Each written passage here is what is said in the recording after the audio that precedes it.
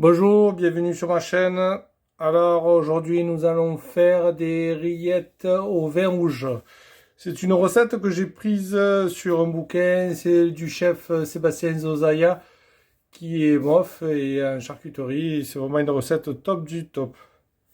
Allez, bon écoutez, on va attaquer. Alors pour avoir des bonnes recettes, il faut des bons ingrédients. Moi j'ai pris de l'ail. Moi j'aime bien cette ail. C'est de l'ail rose de Lautrec. C'est vraiment un ail qui est très goûteux.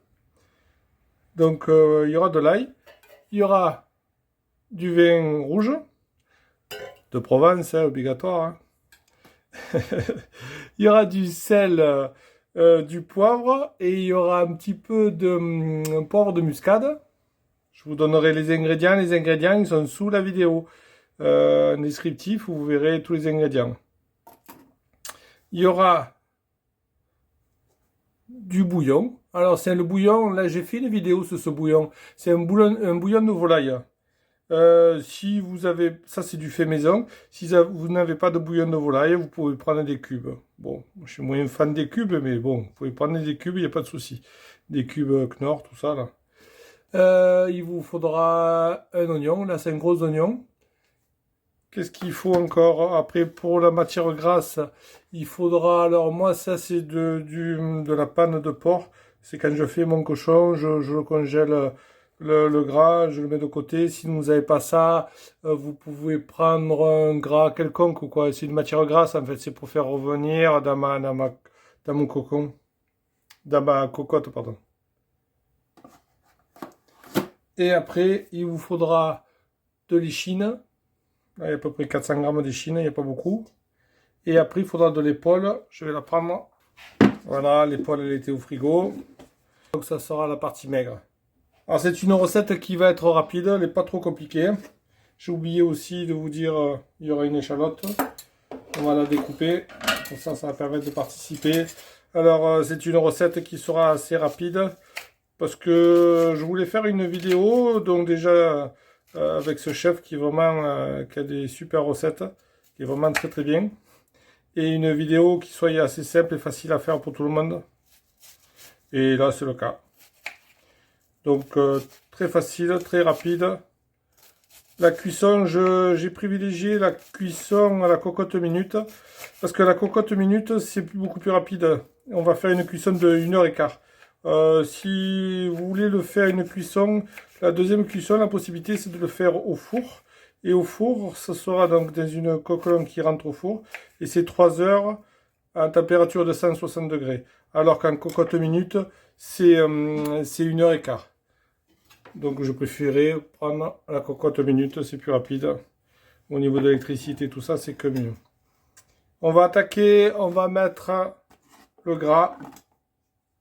On va mettre le gras et on va le faire fondre. Allez, on va tout installer, je vais vous faire voir tout ça. C'est rapide.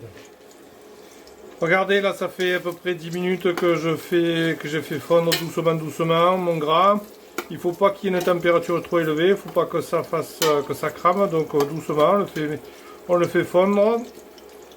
Si vous n'avez pas cette graisse, vous pouvez prendre du sendou. Le sendou, c'est pareil, vous attendez que ça fonde complètement.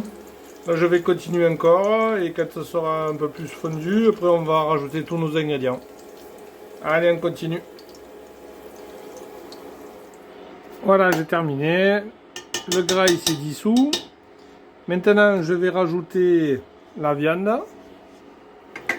Alors, on va faire revenir la viande. Maintenant, en premier, ce qu'il faut faire, c'est qu'il faut faire revenir, mais pas... Il ne faut pas que ça colore. Donc on fait revenir, on tourne, pas de coloration pour pas que ça donne un goût. Hein.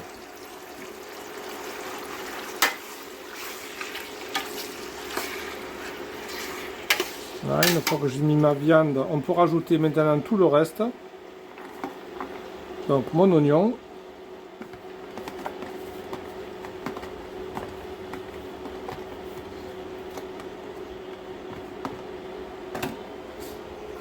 On va rajouter mon ail et l'échalote.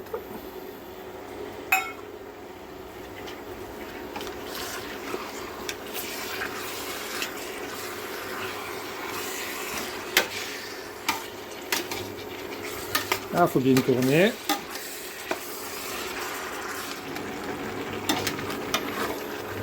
Faire attention de ne pas colorer, donc je tourne souvent.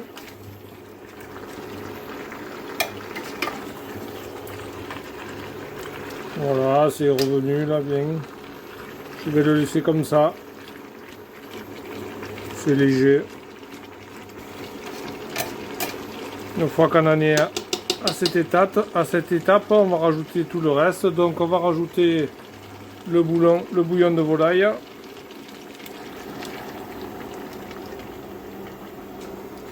On va rajouter tout ce qui est salaison. Là j'ai pris du gros sel. J'essaie maintenant de prendre le plus possible de gros sel. Parce qu'en fait, on s'aperçoit que dans le sel fin, là aussi, il y a des produits. C'est pénible, mais bon. Je vais mettre aussi du vin rouge. Donc c'est sûr qu'avec du vin rouge du Côtes-du-Rhône, il sera 100 fois meilleur. Mais bon, si vous avez du Bordeaux, si vous avez d'autres vins, je plaisante bien entendu. Là je mets le thym et 2 feuilles de laurier.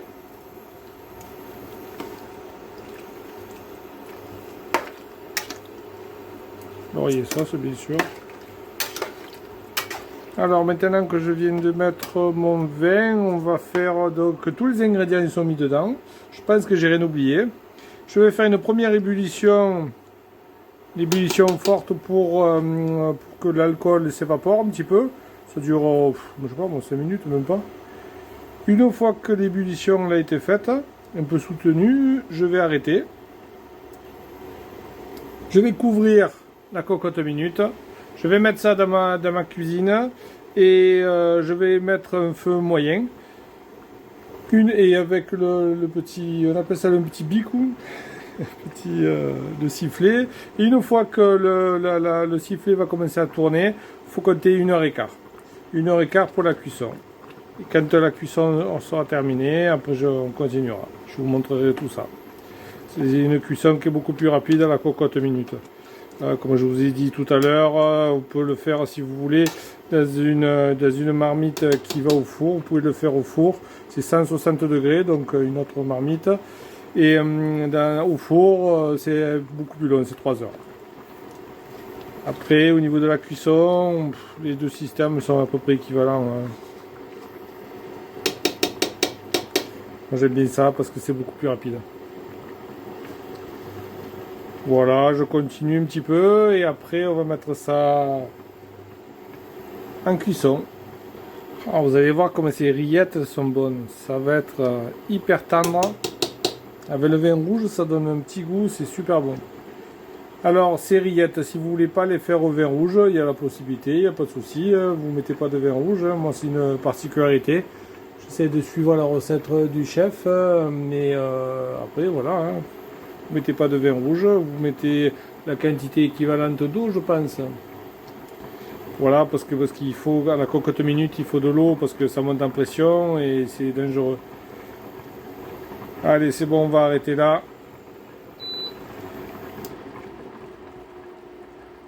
Ça a bien évacué l'alcool. Vous voyez qu'il y a pas mal d'eau. Maintenant, de liquide, pardon. Je vais mettre en cocotte. On va fermer. Et on est parti pour 1h15 à feu moyen. Faut que je rajoute lui, le bicou. Et après ça sera bon. Allez, à tout à l'heure.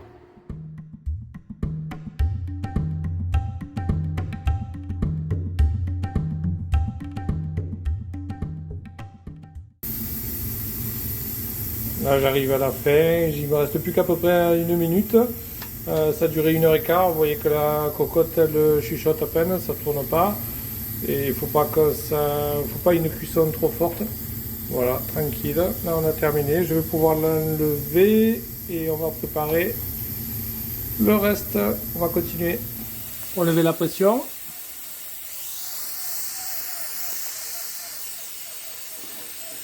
On attend que ça parte. Et on va ouvrir, on va voir tout ça.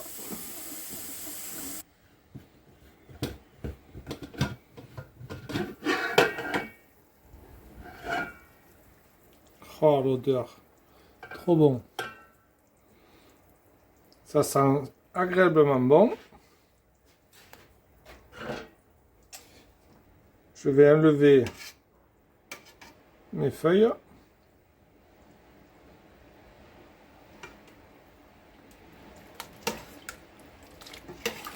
Vous voyez que la viande elle est bien moelleuse, elle va s'effriter correctement. Alors ce qu'on va faire en premier, c'est qu'on va récupérer le jus. Donc j'ai mis une passoire. On va se mettre là. J'ai mis une passoire. Et on va récupérer la viande.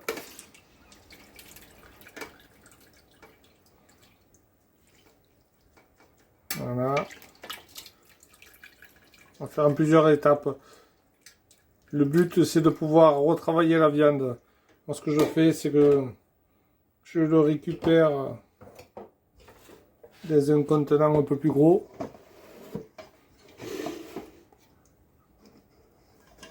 Une fois que le jus est parti.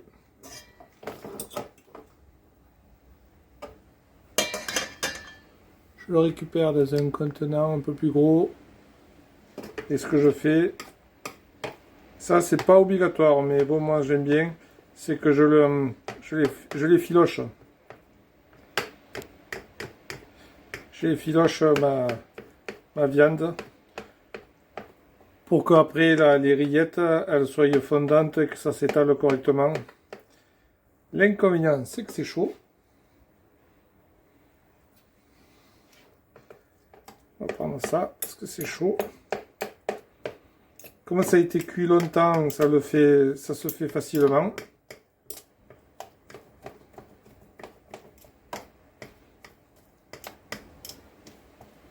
Alors ça comme je vous ai dit, c'est pas obligatoire. Si vous voulez avoir des rillettes avec des morceaux un peu plus gros, vous pouvez le faire. Mais bon, moi je pense que les rillettes c'est ça quoi. Vous me dites en commentaire si vous les faites comme ça, ou alors si vous mettez les morceaux en entier.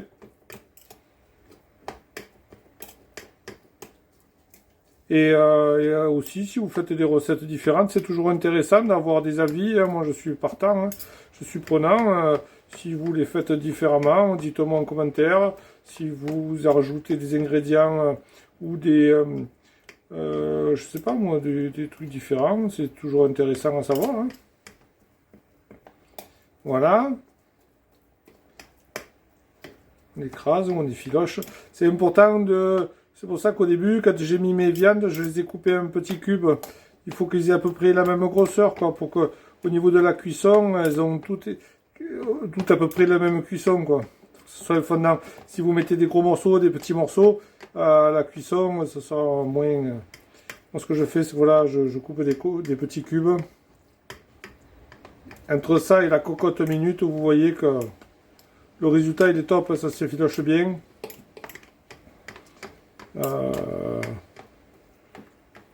Ça sent hyper bon. Ça sent pas trop le vin. Faut pas croire, hein, le vin n'apporte pas... Ça apporte un goût, mais c'est pas un goût très très fort, très prononcé. Ça fait... avec la viande, ça fait vraiment un genre de petit confit.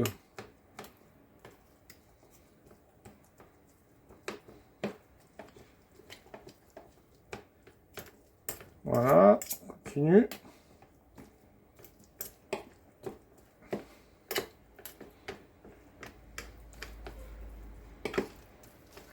Vous voyez, ça fait un résultat comme ça.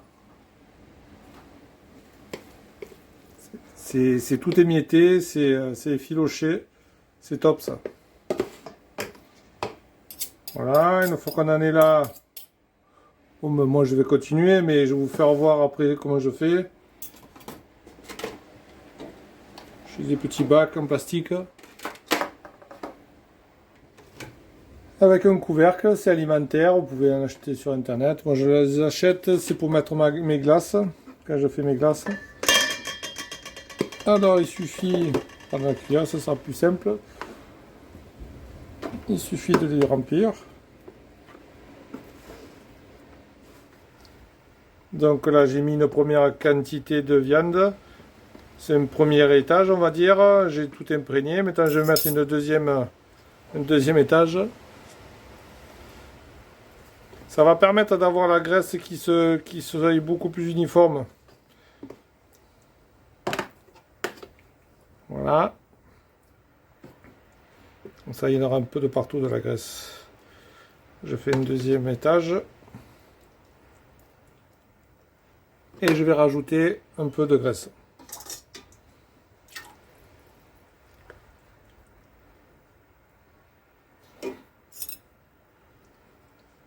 Voilà. Une fois que vous avez la quantité que vous voulez, ce qui est bien, c'est que vous rajoutez légèrement un peu plus de graisse pour que dessus, ça puisse faire une épaisseur. Et c'est ce qui va conserver, épaisseur de gras bien entendu, c'est ce qui va conserver la rillette.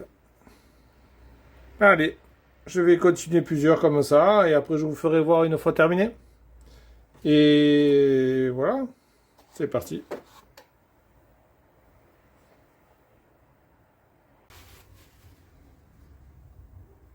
Là, j'ai fini de les remplir. Il me reste un peu de jus. Je vais faire juste un petit passage dessus. Ça va permettre de faire une petite pellicule de gras qui va les protéger un petit peu au niveau de l'oxydation, tout ça. Vous pouvez l'enlever après une fois que vous voulez les manger. Maintenant, j'ai terminé. Je vais pouvoir les mettre au frigo. Et après, au bout de 2 jours, on va commencer à les goûter. Ça aura le temps de bien se reposer. Je vais vous faire voir ça. Allez. Bon, mais maintenant, on va goûter. Ça fait 2 jours qu'il est au frigo. On va le goûter ensemble. On va voir ce que ça donne. Donc, 2 jours au frigo, tranquille. Ça a dû prendre bien les arômes. Ça, c'est un petit peu figé. Vous voyez un petit peu ce rendu. Super. Bon, c'est sûr que c'est un peu gras, hein, mais c'est des rillettes. Hein. Et après, je vais faire comme ça. Pour un rendu. Bon, déjà, c'est beaucoup moins gras que dans le commerce. Et voilà, que dire de plus, c'est assez fin, on peut bien étaler. L'odeur, ça sent bon. Vous voyez que ça se défait bien. On peut le faire plus fin, mais bon, je pense pas. Je pense que ça suffit. C'est vraiment quelque chose de bien. Hein. Moi, franchement, j'adorais. J'en ai déjà goûté un. Les autres, je vais les mettre au congélateur pour la conservation. Au moins, comme ça, je suis pas embêté. C'est quelque chose qui se congèle bien. Et voilà. Petite vidéo, facile à faire, tranquille. Un régal. Si avec tout ça, tout ce que je vous propose et je vous présente, vous n'arrivez pas à faire des bons apéros entre copains, il n'y a pas moyen. Là. Et, je peux plus rien pour vous là. Bon, mais dites-moi en commentaire si ça vous plaît, si ça vous convient, tout ça. Ben, écoutez, je pense qu'on a terminé, on va finir sur ça. Et ben, on va continuer. Abonnez-vous, la cloche elle est là. Abonnez-vous et voilà, hein, on est parti, on continue. Allez, je vous remercie. Allez, au revoir. Moi, en attendant, je vais me régaler. Allez, au revoir.